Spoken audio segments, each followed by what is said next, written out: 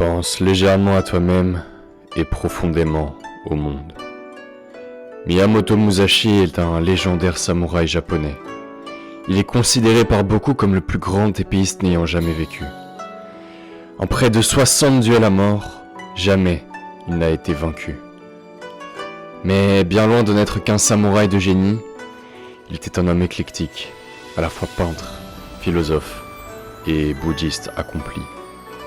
Avant sa mort, il nous a laissé 21 principes pour vivre une vie plus harmonieuse, appelée Dokodo, ou Voie de la solitude, ainsi que le Gorin no Sho, le traité des 5 éléments, où il y dévoile ses secrets martiaux et la philosophie de son école des 2 sabres. Aujourd'hui, je vous propose de vous aventurer avec moi dans la vie du fabuleux et légendaire samouraï Miyamoto Musashi.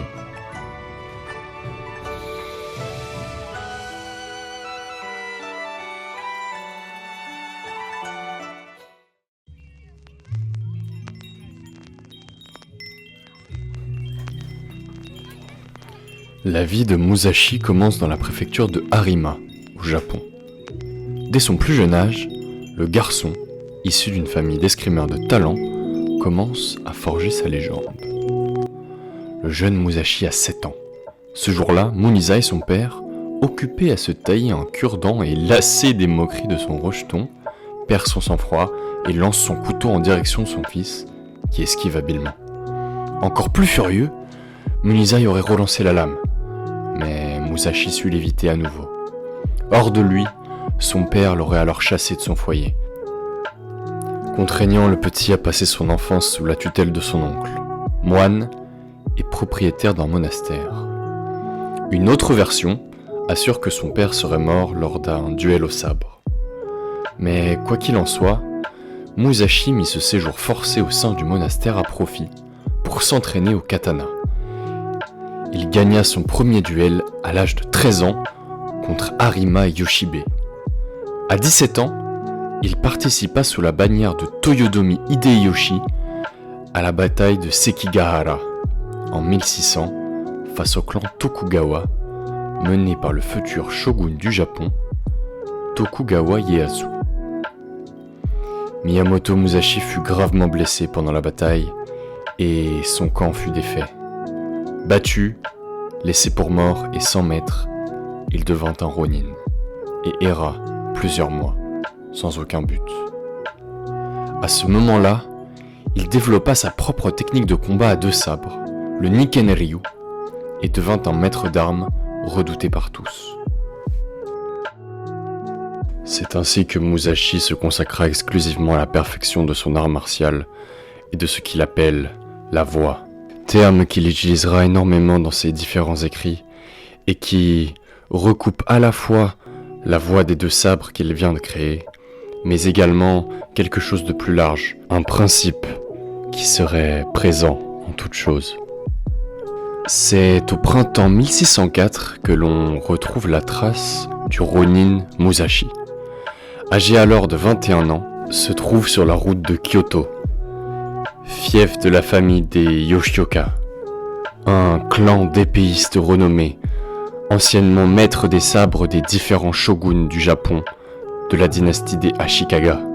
L'école des Yoshioka était renommée pour la subtilité, la variété ainsi que la vitesse de toutes ces techniques de sabre.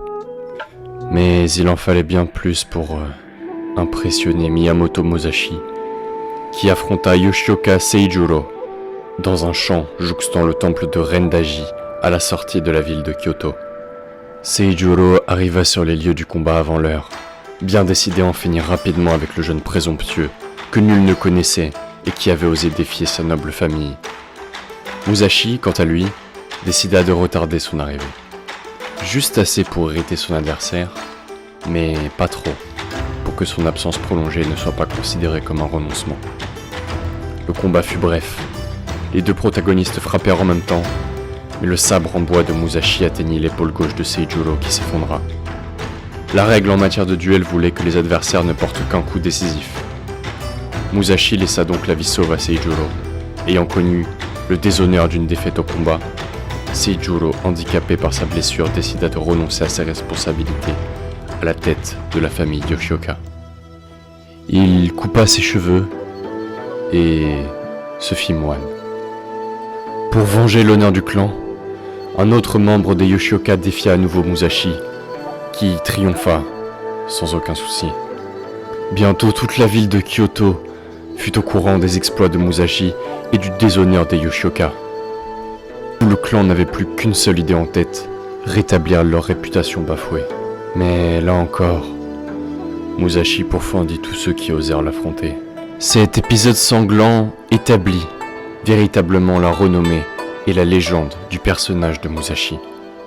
Son nom et les prouesses qui lui étaient attribuées sont mentionnés dans de nombreux registres ou chroniques et apparaissent encore aujourd'hui sur divers monuments de Tokyo, à l'île de Kyushu. Avant l'âge de 29 ans, il s'était battu plus de 60 fois, sans jamais connaître la défaite. Son dernier duel est aussi le plus fameux, l'opposa Sasaki Kojiro, considéré comme l'autre plus grand escrimeur du Japon. Un combat devait avoir lieu pour que l'on sache enfin qui des deux méritait vraiment le titre de plus grand escrimeur. Mais là encore, c'est Musashi qui eut la part belle dans cette confrontation. C'est après ce combat que Musashi, à jamais invaincu, décida de ne plus utiliser de l'âme au combat et qu'il dédia sa vie à l'étude de la véritable voie de la stratégie. C'était la fin du temps des combats et le début pour lui du temps de la réflexion.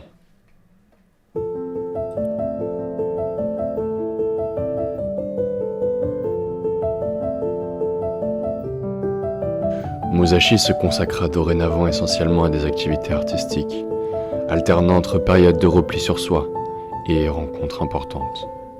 Sa réputation de plus grand escrimeur du Japon lui valut d'être régulièrement défié en duel.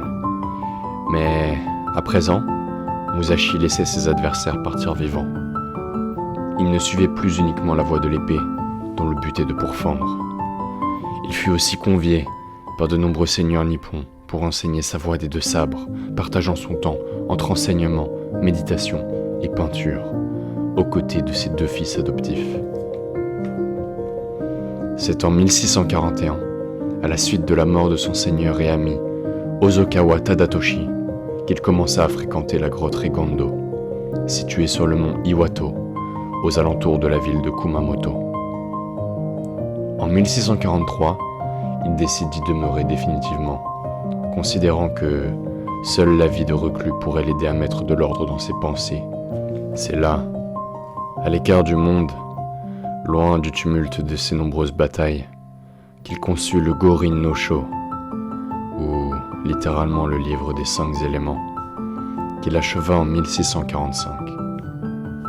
Le Gorin no Sho est composé de 5 rouleaux, correspondant aux 5 éléments de la tradition extrême orientale. Le premier est celui de la terre.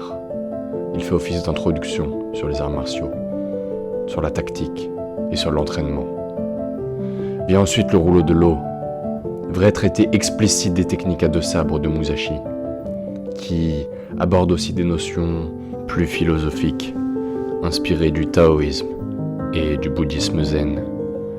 Philosophie d'ailleurs présente chez d'autres artistes martiaux plus récents, comme le très célèbre Bruce Lee et son fameux « Sois comme l'eau, mon ami ». Be water, my friend. Musashi a la même réflexion. Pour lui, un vrai guerrier se doit d'être comme l'eau, changeant, malléable, adaptable. Le troisième rouleau est celui du feu. Le Ronin y partage ses expériences de l'ardente chaleur de la bataille. Pour lui, il y a peu de différence dans le nombre, puisqu'un adversaire peut en vaincre 10, 100 peuvent en vaincre 1000. Telle est sa philosophie. L'avant-dernier rouleau est celui du vent. Il est principalement une critique de la voie des autres écoles de sabre, une manière aussi de s'ouvrir sur le monde et de tout englober, de tout connaître, afin de s'adapter au mieux. Puis, enfin, le rouleau le plus surprenant et le plus intéressant selon moi, qui arrive de manière presque inattendue. C'est le rouleau du vide. Il explique réellement l'idéal de vie du samouraï, tel que le conçoit Musashi. Il sort de ses enseignements assez terre-à-terre sur le combat au sabre qu'il dispensait tout le long de son livre, afin de nous éclairer sur sa philosophie profonde, ce qui constitue selon lui la vraie, la seule et unique voie à suivre. La voie du sabre, mais plus encore, une voie que l'on peut retrouver en toute chose. Ce rouleau du vide tient en à peine une page, et la résumer serait un affront. Je me propose donc de vous la lire. Ce que sous-tend dans mon esprit la notion de vide, ou vacuité, c'est l'espace qui n'a pas de réalité et que l'homme ne peut concevoir. Le vide existe, et pourtant il n'est rien. C'est la connaissance de ce qui existe qui rend accessible ce qui n'existe pas. Ainsi en est-il de la vacuité. Dans notre monde, les hommes sont enclins à considérer que ce qu'ils ne peuvent concevoir n'est que vide. Ils se méprennent en pensant avoir atteint la connaissance de ce que l'esprit nomme vacuité. Renoncez aux doctrines qui trahissent la voie et favorisent l'égoïsme et l'obscurantisme. Apprenez à connaître cet état d'esprit qui, s'efforçant à la droiture et à la sincérité, fait de l'esprit même une voie. Pratiquez sans relâche toutes les formes de combat et toutes les disciplines. Attachez-vous à la justice, soyez clairvoyants et jugez de la grandeur des choses en ce monde. Concevez la vacuité comme l'expression de la voie et voyez la voie comme l'expression de la vacuité. La vacuité est vertu en ce qu'elle ignore le mal. La sagesse existe, les principes existent, la voie existe. Seul l'esprit est vacuité.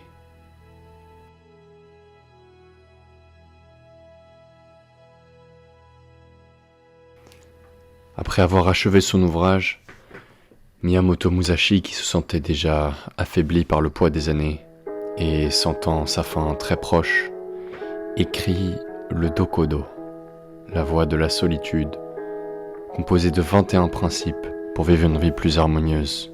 Il écrit le Dokodo comme un guide pour la future génération et aussi comme une sorte de testament, un faire-part de toutes ses observations sur la vie, de son expérience et de ses échecs. Musashi, plus grand samouraï de l'histoire du Japon, décéda le 19 mai 1645 à l'âge de 62 ans. Conformément à ses dernières volontés, son corps fut vêtu d'une armure et d'un casque, et il légua ses sabres et ses enseignements à ses différents disciples. Mais ce qu'avait légué Musashi était bien plus que de simples possessions matérielles, bien plus proche d'un legs spirituel. L'enseignement du maître ne peut donner lieu à l'émergence d'une véritable école, dotée de règles à proprement parler, de certificats ou de diplômes. Musashi pouvait enseigner ses techniques, prodiguer des conseils, mais finalement, c'était à l'élève lui-même de mesurer sa propre force, d'évaluer sa propre voie et de se l'approprier vraiment telle qu'elle est. Ainsi, le style Musashi est encore enseigné de nos jours, mais le contenu véritable, tel que Musashi l'entendait de son école des deux sabres, le Nichiren Ryu, disparut en même temps que son fondateur. Tout ce qu'il reste de lui, c'est son éclectisme. Je vous remercie beaucoup d'avoir suivi la vidéo, ça me fait vraiment très plaisir. Voilà, comme d'habitude, je vais vous le demander, mais c'est vraiment super important pour la chaîne. Des abonnements, des likes, du partage surtout plus que tout, parce que ce que je fais, c'est pour que ça touche des gens en fait, c'est pour que vous puissiez apprendre comme moi j'apprends, qu'on apprenne en même temps et qu'on partage toute cette connaissance. C'est vraiment mon but, donc voilà. N'hésitez pas, toujours comme d'habitude, à venir donner de la force. Je vous remercie du fond du cœur. Je vous souhaite une excellente journée, soirée, peu importe. Et je vous dis à très bientôt. Gardez les